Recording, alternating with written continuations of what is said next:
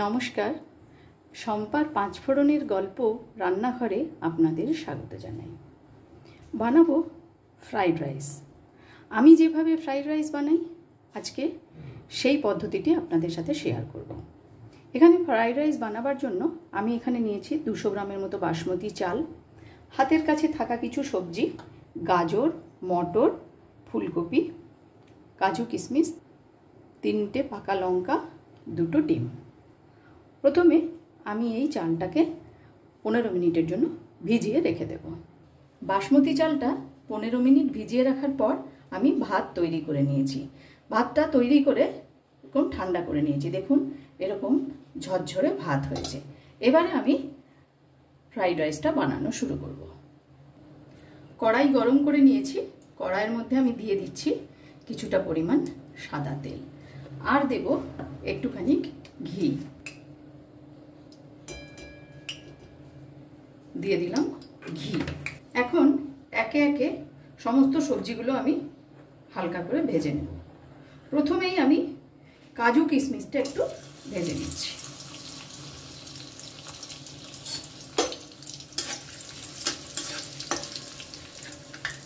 হালকা করে ভাজা হয়ে গেছে, এবার এটাকে তুলে। এবারে দেব কেটে রাখা ফুলকপি।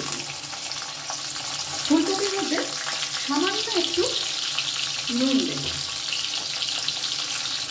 খুবই সামান্য একটু নুন দিয়ে দিলাম। এটাকে ভালো করে ভেজে নেব। ফুলকপিও ভালো করে ভেজে নিয়েছি। এবার ফুলকপি নামিয়ে নেব। এবার গাজর আর মটরগুলোকেও ভেজে নেব।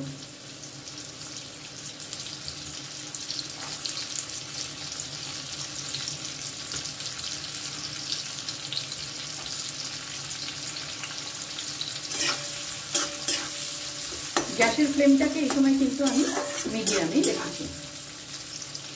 গাজর ভাজার সময় তো সামান্য একটু নুন দিয়ে দেব।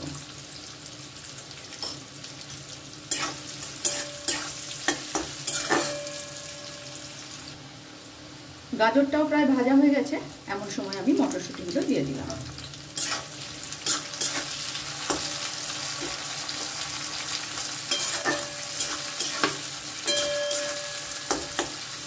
ডিমগুলোকে কিন্তু আমি পরিবেশন করার একটু আগে ভেজে তারপরে দেবো, তা নয়তো এর মধ্যে একটা আষ্টে গন্ধ তৈরি হতে পারে।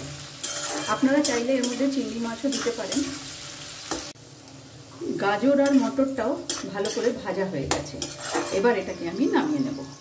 সবজি ভাজা তেলের মধ্যেই আর 1 চামচ ঘি আমি দিয়ে দেব। এবার এর মধ্যে দিচ্ছি তেজপাতা, আর দিলাম 2টো ছোট এলাচ, 4টে লবঙ্গ ও ছোট ছোট 2টো দারচিনি স্টিক। ভালো করে এটা আমি কয়েক সেকেন্ড একটু নাড়িয়ে নেব।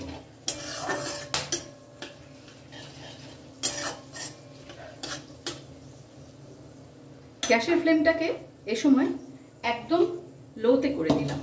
দিয়ে দেব কিছুটা পরিমাণ রাইস।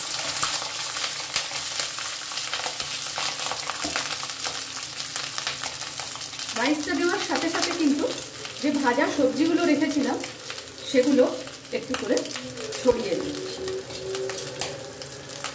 দিয়ে দেব সামান্য কিছুটা নুন ও একটু চিনি, আর দেব একটা চেরা কাঁচা লঙ্কা। এবারে খুব হালকা হাতে এবং একদিকেই এইভাবে কিন্তু ঘোরাতে হবে। এদিক ওদিক ঘোরালে চালটা কিন্তু ভেঙে যাওয়ার প্রবল সম্ভাবনা থাকে। আবারও কিছুটা পরিমাণ রাইস আমি এর মধ্যে দিয়ে দেব। এইভাবে অল্প অল্প করে দেব আর অল্প অল্প করে মিশিয়ে নেব।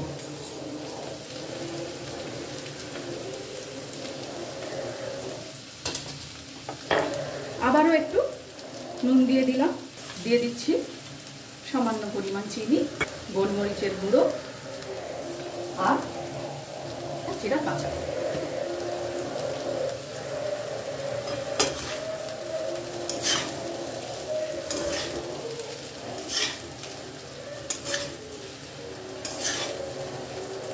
আমার রান্না যদি আপনাদের ভালো লেগে থাকে অবশ্যই ফলো ও লাইক করে আমার পাশে থাকবেন।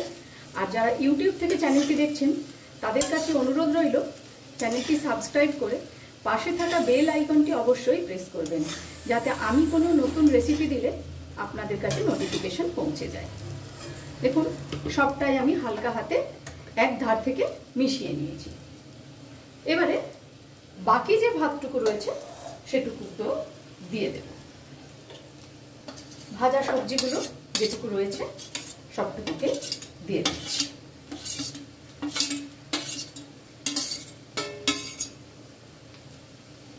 দিয়ে দিচ্ছি কিছুটা পরিমাণ নুন, সামান্য কিছুটা চিনি, কিছুটা গোলমরিচের গুঁড়ো আর চেরা কাঁচা লঙ্কা। এবারে খুব হালকা হাতে এটাকে আমি মিশিয়ে নেব।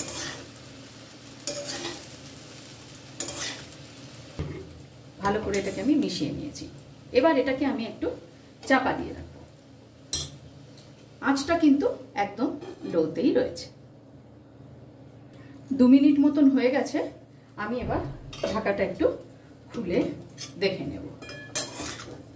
দেখুন কতটা ঝরঝরে হয়েছে এবং একটি চালও কিন্তু ভাঙেনি। এই অবস্থায় আমি গ্যাসের ফ্লেমটাকে অফ করে দেব এবং যে ডেকচিটার মধ্যে আমি ভাতটা রেখেছিলাম সেই ডেকচিটার মধ্যে আমি কিছুটা জল বসিয়ে দেব।